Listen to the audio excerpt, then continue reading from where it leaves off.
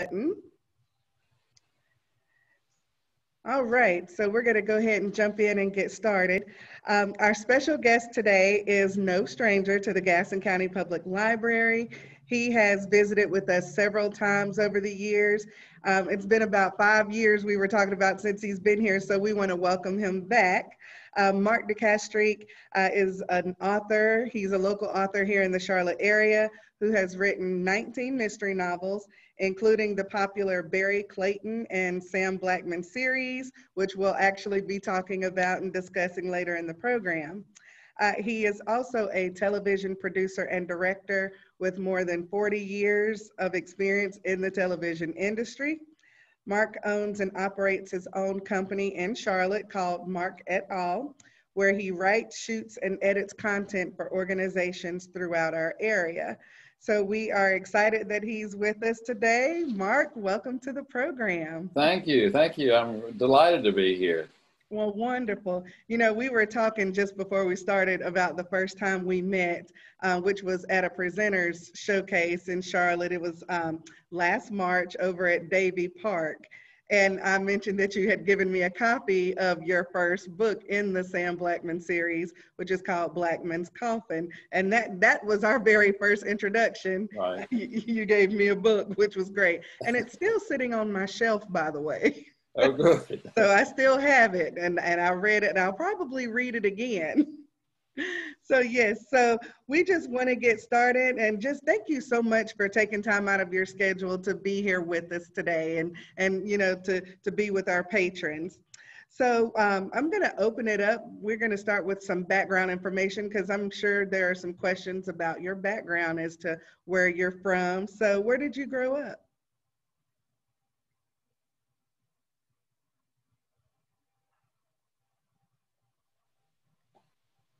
You froze on me temporarily. Okay, can you hear me? Yes, I can. All right, wonderful. This is our new normal. So we might freeze a little bit, but that's okay, we'll catch up. So my first question was, tell us a little bit about your background. Where did you grow up? Well, I grew up in, I consider myself having grown up as much as I've grown up in Hendersonville, North Carolina, which is a small town about 20 miles south of Asheville.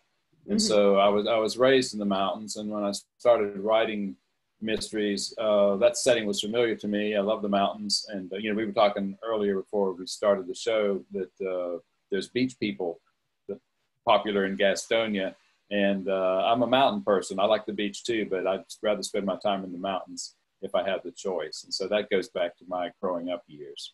Okay, wonderful. Now, growing up in the mountains, what did you like to do? What did you do growing up? Well, we spent most of the time outdoors. I'm old enough to kind of go back to when, you know, there was pre-television. We didn't get a television until I was like 6 years old. So you spent your day out in the woods, neighborhood kids, and play until it was time to come home to do homework. And and you look back at it fondly as a way that we kind of entertained ourselves back then. Okay. Now, I grew up in Gastonia, so we spent a lot of time outside too. And how we always knew it was time to come home was when the street lights came on. So you better be home before all those street lights came on. So how about you? When did you know to come home? When you got that whistle from your dad, you know, come on in, day's over. Down here, we didn't have street lights, you know. We lived on a gravel road, so we were lucky to have streets.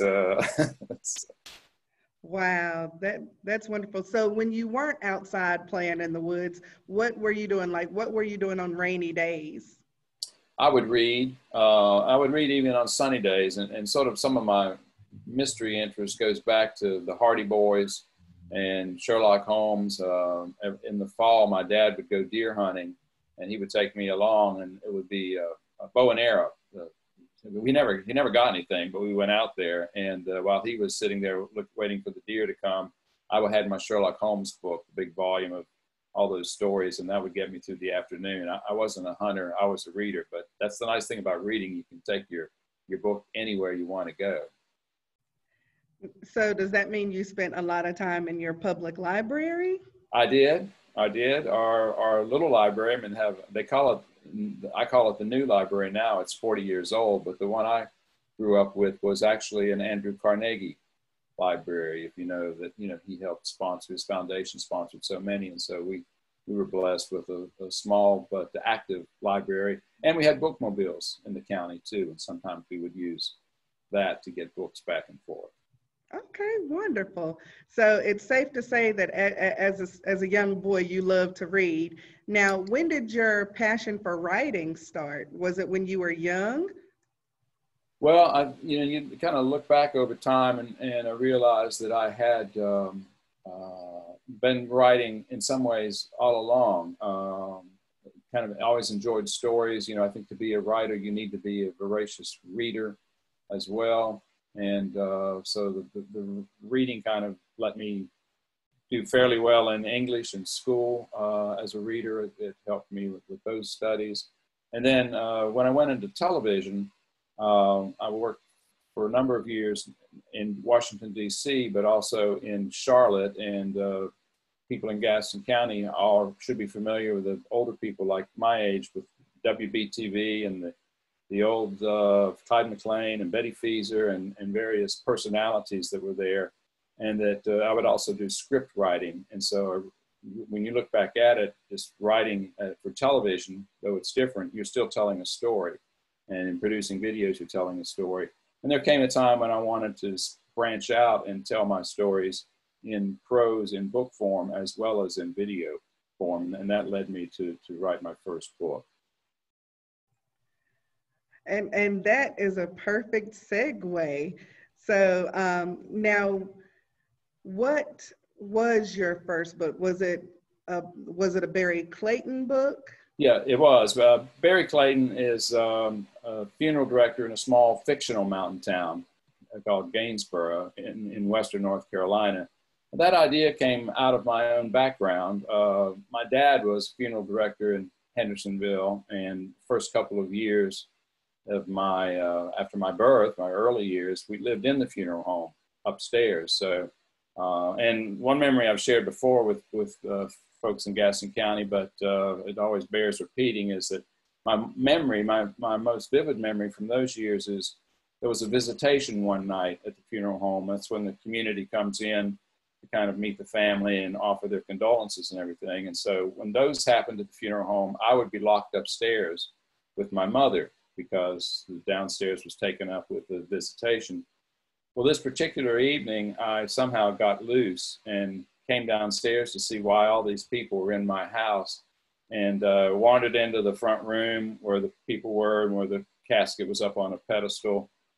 And about 10 minutes later, the staff had to come get my mother to come physically remove me because I'd crawled up behind the casket and was singing "So Long It's Been Good to Know You" to the deceased. And evidently the family was not pleased that had this impromptu concert happening at their visitation. So we left the funeral home shortly thereafter. My dad changed careers, but I thought when I went into write a character, I thought that to me is an interesting character, a funeral director in a small mountain town. It's an institution. The stories all come through the funerals and the eulogies. And also that's where all the bodies come in the town too. So it gave me a way to have a character that I found interesting and I wanted to explore, but it also would be logical in the sense of being involved in mysteries that came up in that small town. So Barry was the first one, and I was going to do 4. I wanted to do 4 because I wanted to take my readers around the seasons, the 4 seasons of the calendar, because the mountains are different. There's the tourists go away, the retirement people who have homes in Florida go away, and so the dynamics change depending upon what season you have. And so that was my original goal, and I wound up writing 7 in that series. Wow, that's amazing. You know, as a child, if I was in a funeral home and there was a casket, I probably would have been like mortified. That's because you're looking at it as an adult, thinking back, you know, when you're a kid, you don't know any difference. I thought everybody had that in their house. That's true. That is so true. So now, growing up, And, you know, you mentioned you were an avid reader, you like Sherlock Holmes, you like mysteries. Who were some of your favorite authors? And did they actually inspire you and inspire some of your characters? Well, I think not so much an author, but my mom was a big mystery reader, and so was my grandmother, and so they would share books back and forth, and I started kind of reading books that were that went from mysteries to science fiction as a kid, you know, and back during the Apollo ages and all those things. That was fascinating to me. But as I gravitated more toward mysteries, I really like P.D. James, if you're familiar with her work that was being done, and Margaret Maron from down east in North Carolina, her Deborah Knott's books. I would read those and also see how you didn't have to be in LA or New York to write a mystery series or detective series. Now, today I really like Michael Connelly's books that are set in Los Angeles. There's a guy by the name of David Rosenfeld. People may or may not be familiar with him, but he writes a series that's really quite funny about a lawyer in Paterson, New Jersey, who loves dogs and has a foundation for dogs. But David Rosenfeld, the author, has written probably about 20 in that series that I've followed. So the tough part is there's just so many good things being written these days, and everything's wide open as far as it doesn't have to be the Sam Spade kind of gumshoe detective anymore. You've got the whole spectrum of humanity is involved in mysteries, and so the detectives can be amateurs to professionals to private investigators, and so it's wide open territory. You can pretty much choose what genre you like and what subgenre you like and find plenty to read. And that's definitely the truth. So speaking of detectives and, you know, private investigators, let's talk a little bit about Sam Blackman. So he's a veteran, you know, I don't want to give too much away, but he's a veteran turned, you know, PI. So talk a little bit about your inspiration for him. Well, Sam actually turned out to be secondary to what the inspiration was, and the inspiration was a true story from a friend of my father. He was a little older than my father, who was the funeral director in Brevard, North Carolina. And his father had been the funeral director in Brevard, North Carolina.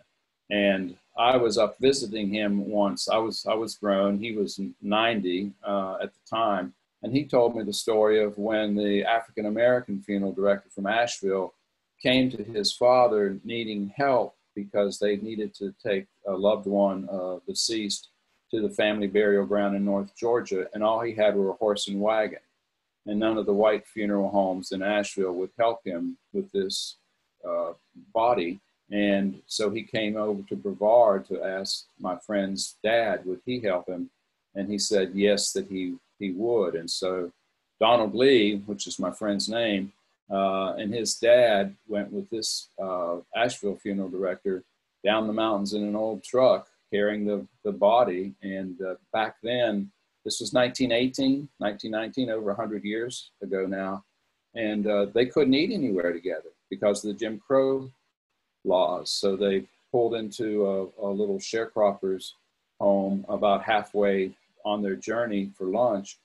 And when they walked in the room, Donald Lee told me, he said, everything had been taken out of the front room and the kitchen table had been brought in, and there had been two places set.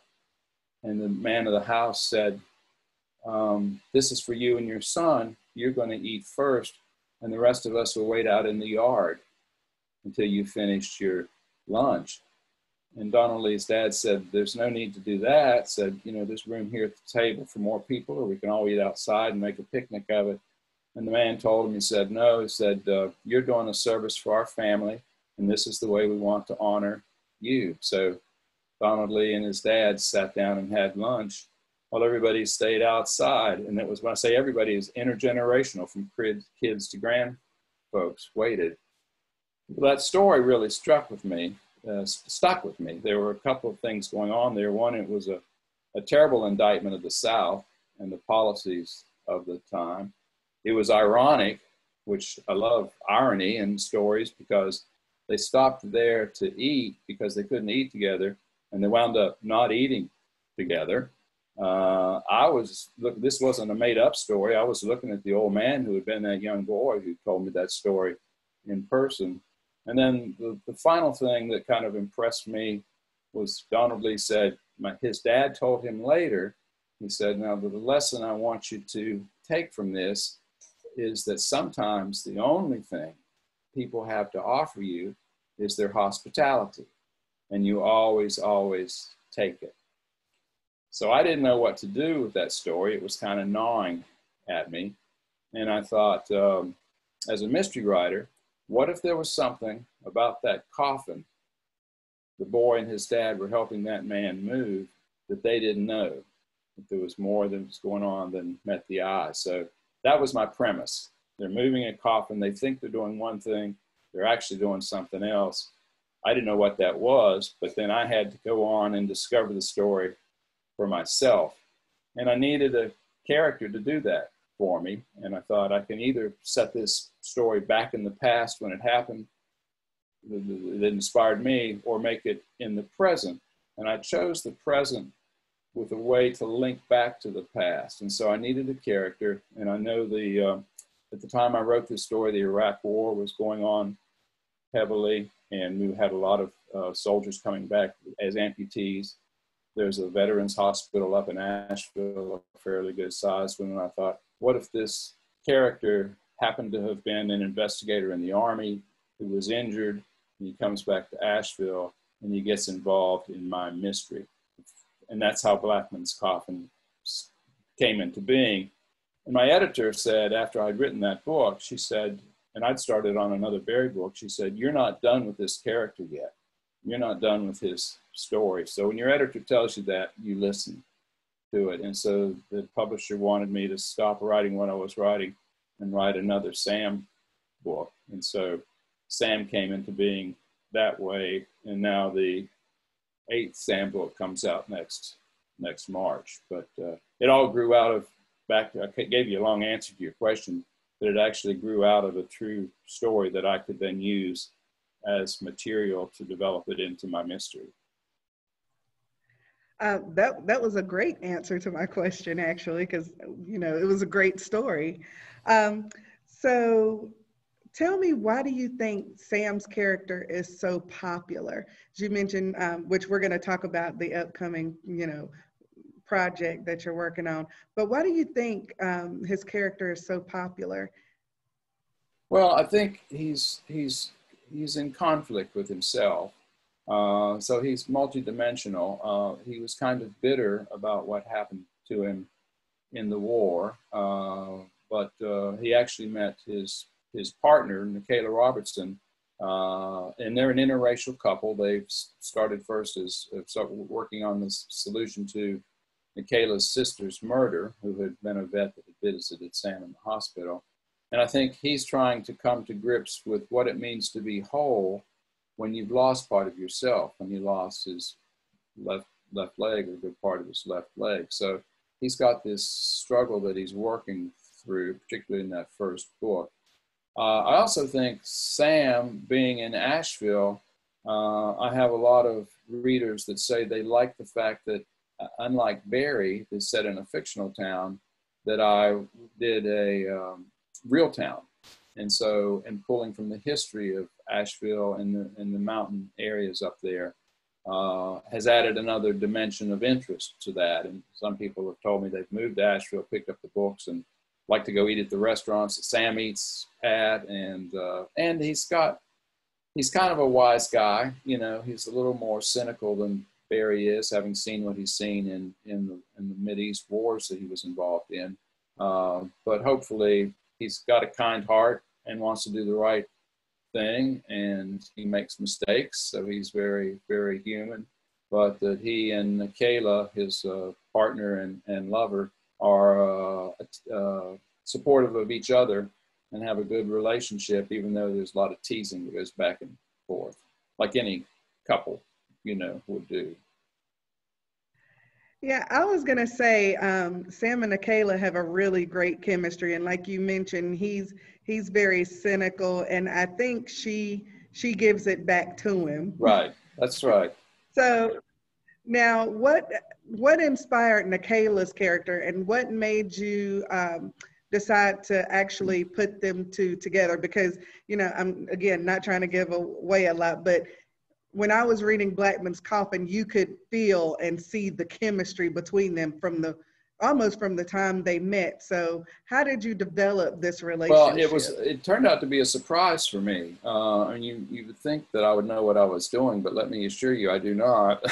And so, kind of finding my way, I had thought that her sister, Takima, was going to be the instrument that brought Sam into the story because I needed to have a cross of the racial integration in solving the case because I was taking it back to the original story about the man and the boy and the African-American funeral director going to down to North Georgia. So I knew I had to bring in that an integrated cast of characters for it. And so I had Takima, who was a vet who had lost an arm and visited vets in the hospital, come to see Sam to try to spur him on and get him to get back his life back together and encourage him and help him. And then I realized about halfway as I was working through that chapter that Takima needed to die because we needed a reason for Sam to get personally involved, and we needed a reason for the reader to feel that they cared about this person and wanted to find out what happened. So that's when I thought she should have a younger sister who would come to Sam because there was an investigation that her sister had wanted Sam to help with. So that brought them together, and I thought they're both about the same age. They're both spending a lot of time with each other, that this would just naturally blossom. But it also gave me a chance to talk about race relationships in the present day as well as in the past day, going back to that trip down the mountain. So they became sort of complementary to each other. And as you pointed out, Sam had a little darker side to him than Kayla, who won't let him get away with that sort of self-pity or self-cynicism. And so they make a good team. Now, what do you do with them over the course of time? Do they become more than lovers? Do they get married? Do they have spats? Just do they do that without getting in the way of the mystery story? Because my editor would always remind me, I would get sidetracked on subplots, that you're writing a mystery here. You need to keep focused on the case that they're working on the case. And so how do you balance their personal relationship with their professional relationship? And that's a challenge, but that's the fun part. And I think the readers enjoy their banter and their camaraderie and the way they bring different skill sets to the cases that they're investigating. They didn't set out to be an investigating team themselves. That kind of grew out when my editor told me to keep writing that series. Then I had to do something a little different with it. And that's when they decided to form their own agency together. Absolutely. And speaking of the agency, let's talk a little bit about your latest book in the series, Murder in Rad Alley. And I believe it came out last year, Yeah, late last December year. 31st. Why they didn't wait till the next day, I don't know. But yeah, it was a 2019 book. Right, exactly. So talk a little bit about this book, which I'm actually waiting to read it. I've got that book on hold because it's been pretty popular. So tell us the inspiration for this, because you mentioned the space race and space exploration. So where did that come there were a couple things going on. One is there is actually an alley in Asheville called Rad Alley, and it's behind Patton Avenue, a series of storefronts on Patton Avenue, that the hill behind it is so close that they had to dig a tunnel behind the store so they could have a back door in the side of that little ridge. And I thought, with a name like Rad Alley, somebody's got to be killed there. So that gave me a title. And then I had to go in search of a plot. And I came across the fact that was unknown to me that NASA, the space agency, had built a tracking station with giant radio telescopes in the middle of Pisgah National Forest. And that this was used from like when the Apollo program started, I guess in 1965, 66, eventually putting a man on the moon in 69, that we were one of 9 tracking stations around the world, because they needed, as the Earth rotated, you had to hand off communications from one location to another location. So I thought that was fascinating, and that it now exists as a museum and a workshop, or during the summer, kids come up to go to space camp, so to speak, and they've got these giant telescopes are there, and the radio telescopes are there. So I thought that was really interesting to me. And if I find something that's interesting to me, and I know I'm going to have to live with it for about the year it takes me to write the book, then I've got to stay interested in it. Because if I'm bored with it, you know the reader's going to be bored with it. So so that was part of an ingredient I wanted in that book. The other factor I learned at a book signing, I was talking to someone who had bought a book, and we were chatting, and he had just recently moved to Asheville, and I said, what brought you down here? And he said, well, my son here is a meteorologist. And I immediately thought, television, he must be a weatherman. And I said, like, what station does he work for? And he went, oh no, he works for NOAA, the National Agency for Weather Data. And that he said, because Asheville has the largest collection of weather data in the United States. And he said records going back to the 1890s. And so with climate change and all that's happening in our age currently, I thought, oh, there's a treasure trove of information that I didn't know was in Asheville. What would happen if that were compromised? If in the battle and the argument over climate change, pro or con, if you couldn't trust the data that you were archiving or retrieving from archiving. So Sam Blackman and his series has turned into what happens usually in each book is something from the past, or some story from the past affects a crime in the present. So I thought I need to have something happen in the past. And so I chose a scientist out at the Apollo tracking station who disappeared. No one knew what happened to him. When during one of the missions, he was gone, and that his skeleton is recovered 40 years later, 50 years later. Why did he die? Who killed him? And all that stuff, and kind of link that in the past to issues that are going on in the present. So it gave me a chance to explore both the weather situation and the space program, and hopefully people would learn something from it without being taught, having some information crammed down their throat. But what I like to do with the history that I use in the books is have someone go, oh, that's interesting. I think I'll go look up some more information on what really happened, and it lets me tell my story, but also introduce something to maybe the readers that they didn't already know. Well, I am definitely looking forward to reading that book. So as soon as, it's available, I will be reading it, and we may have to have another chat. Okay, fair enough. Anytime. Yes. So let's talk a little bit about, we've talked about, the Sam Blackman series, the Barry Clayton series, and something that I did not know is that you've written a couple of books for middle grades, for young adults. What caused the switch? Well, it was, again, the story kind of dictated who the market was, or who the audience was. And in my video work for over 20 years, I've done a lot of work with the Children's Hospital in Charlotte, and doing stories about kids who are really battling tough illnesses or tough injuries. And one of those stories was about a little girl whose name was Claire, who had a congenital heart defect, that the only way she would be able to survive would be with a transplant.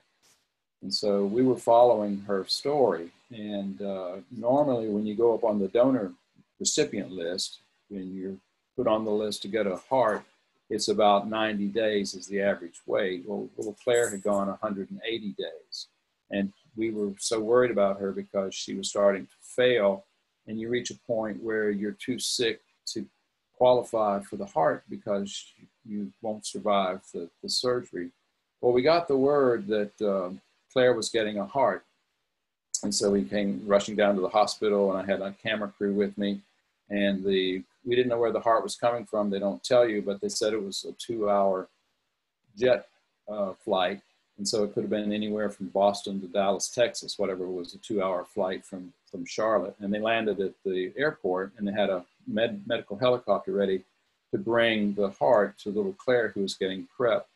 And so we were up on the top of the building where the helicopter pad was. And for those of you that are familiar with Charlotte, the hospital complex is kind of on the east side and the airport is on the west side.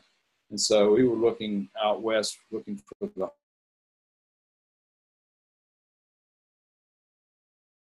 helicopter.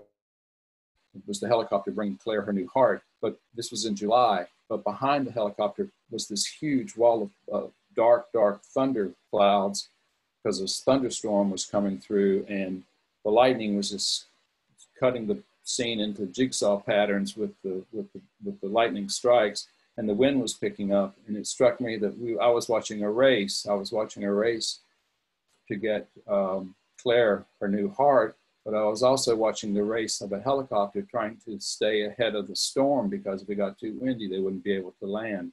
And that scene, again, that was an image that just struck me, that helicopter flying in, bringing life to little Claire.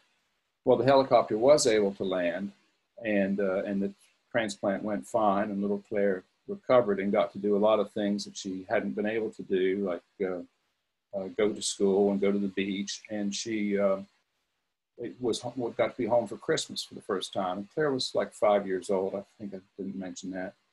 And then 2 days after Christmas, she had sudden, massive rejection and passed away. And so it caught everybody completely off guard. It was a real tragedy. She was such a sweet little child. And I had, after that helicopter visualization that inspired me, I had sat down to write a book where part of the storyline would be a little girl waiting for her heart. And I wanted to gear it toward middle school students and young adults who think they're bulletproof. And when you're around kids that are in the hospital, you realize how resilient they are, how courageous they are, how inspiring they can be. And I wanted to share some of that in a story. And so that became a book called A Conspiracy of Genes. And I realized that I had finished my manuscript, my first draft of the manuscript, on the day that little Claire died. And the nice thing about fiction is that even though that tragedy happened in real life, I could have my little girl live in my book. And that always leads me into kind of a thought about why we like stories, because it's really senseless that a child age 5 would pass away like Claire had passed away. But in our stories, we can try to find some meaning for things like that. And there's a quote by Tom Clancy, who you wouldn't necessarily associate him with this quote, but he answered the rhetorical question, what is the difference between fiction and reality?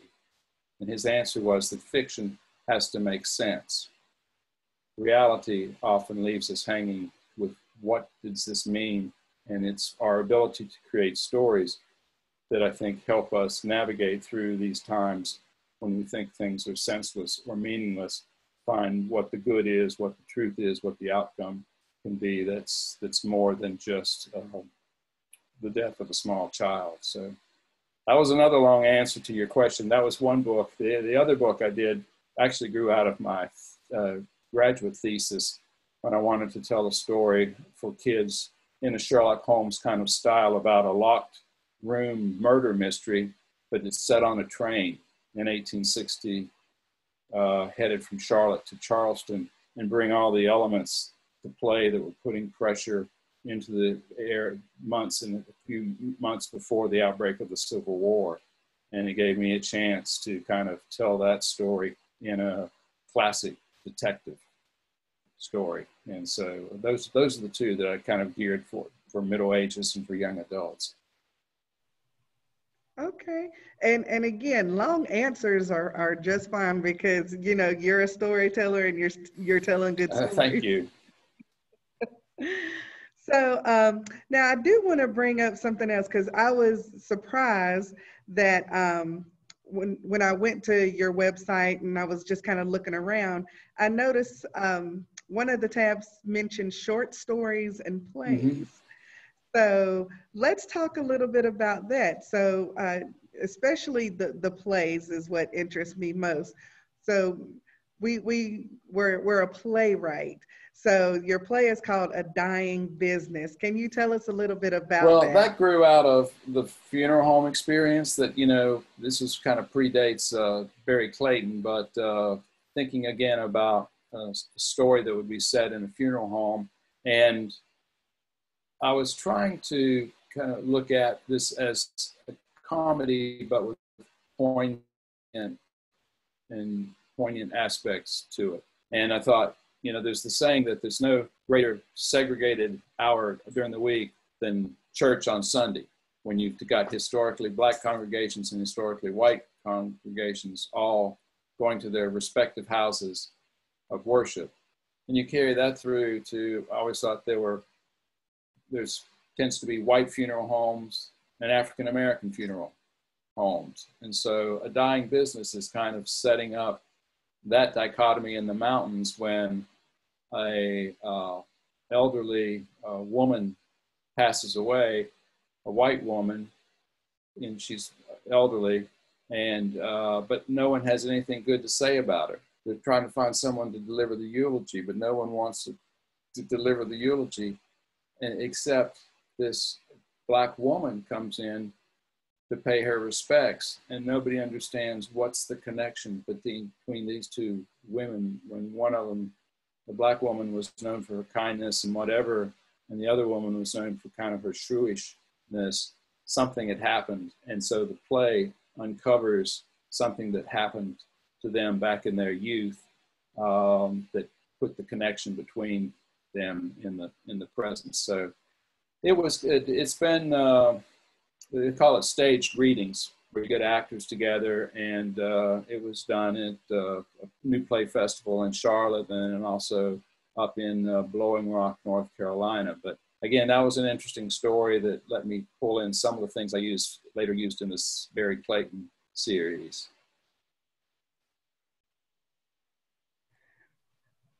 So I'm pretty much a theater buff, so I'm definitely gonna have to read that, because when I read a little bit of the synopsis, it just, you know, you think about those funerals where people are like, you know, they're saying, oh, I love this person, you know, he or she did this, and then you look at people's expressions and they're like, who are you talking about? That's right. That's true. That's true. They say never speak ill of the dead, even if it means lying, right? Exactly, right. exactly. So definitely looking forward to reading that play. Now tell me about Two of a Kind. That's the short story collection that you have mentioned on your website. It's actually Two of a Kind. There's two little short stories. I think it's like 99 cents or something as an ebook pulled down. But one of those is about, again, a true story about boys that are discovering this elderly man who lived behind them in an old shed up in the mountains had brought in a new freezer, and he didn't even have electricity. He had to borrow from his neighbors, run a cord down to his little cabin to keep this freezer running. And my two boys in it, without giving most of the story away, but find out that the man's beloved dog has died, and he's put the dog in the freezer because he wants the dog to be buried with him. And it's kind of these boys discovering that old man's secret. Believe it or not, that was based on a true story too, about a man who loved his dog so much that he wanted to be buried together with it. So he bought this expensive freezer in his little house and had to borrow electricity in order to keep the freezer going. So the second story is about, is a fictional version of what happened in my family when one of the family members in Charlotte, my dad's sister, my aunt, had married into a family in Charlotte whose farm went back to, I think, the king when the land grant came through. But the elderly man who loved his horses and would still plow with horses even when everybody else had gone to tractors. And as a kid, I can remember seeing him out in the field, these big plow horses plowing up his acreage. And he ran off to join the circus with a horse team that came to Charlotte, to the Coliseum, and somebody knew that Charlie, my relative's name, loved horses and cared for horses, and so there was a horse acrobatic team, husband and wife, who performed on horseback, and they met up with Charlie, and he took care of their horses while they were in Charlotte for the circuses run, and then left with them for like 6 months. Traveling around with the circus. And I thought that was just a fascinating story, that this man who had never been off his farm, lived with his brothers and sisters in this old farmhouse, would then pick up and go off with the circus, every boy's dream, to run away to be part of the circus. So that's the two stories that are in that little collection. Wow. You know, when you mentioned him running off to join the circus, I immediately thought about the Thorn Birds. Oh, yeah. Where Frank runs off and, you know, joins basically a carnival to be a boxer. So, right. And the kicker was, he actually wound up on TV. There was a show back then called Big Top every Saturday morning that would feature circus acts, and we got to see him on television. It's part of the premise of my story is it's the first person I ever saw on television who I actually knew. And it happened to be this, this relative who would run off with the circus people. Life really is stranger than fiction.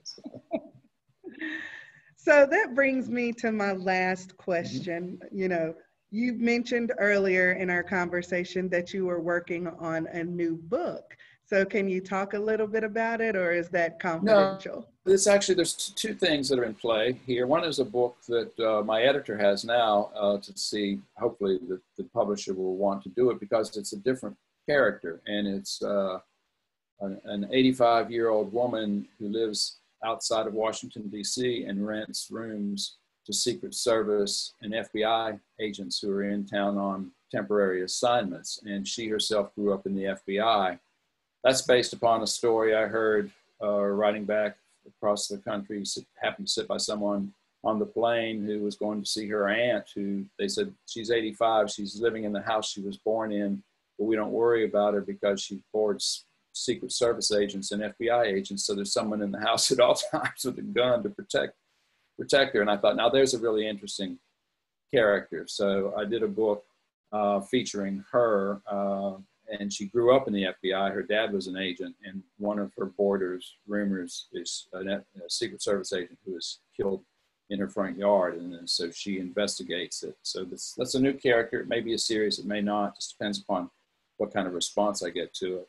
And then I'm working on a Sam book that will come out in next March that has to deal with river pollution in the mountains, which was back in the 1990s was a real problem. The Pigeon River up there was known as the Dead River. People were dying from high rates of cancer. And again, this is in that sort of tradition of something that happened in the past that's causing a crime in the present. And it lets me tie in three unlikely characters: Babe Ruth in his time spent in Nashville, Bela Bartok, the Hungarian composer, in his time in Nashville, and Robert Moog, who invented the Moog synthesizer, actually taught and worked in Nashville and lived to the last part of his life in Nashville. And so these are some things that people maybe don't know about the Asheville region that are woven together in this story that's basically about river pollution and the potential for it to resurface again. So thanks for asking those. So hopefully the one book is coming out, and hopefully the other one will be out as well. Well, we will definitely be looking for those books to come out. And of course, we'll add them to our Sounds collection good. here at the library. So I want to open it up to our attendees to see if they have any questions for you, because we've had such great conversation, and I want, we have a few more minutes. I want to open it up for any questions they may have. So if you have any questions, please feel free to, since there's a few of us, you're welcome to unmute yourself and ask the question, or you can type it in the chat box.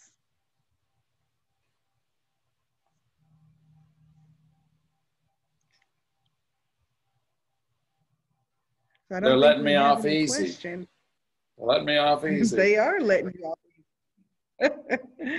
So I just want to remind everyone that this program is being recorded and will be posted later today on the Gaston County Public Library YouTube channel.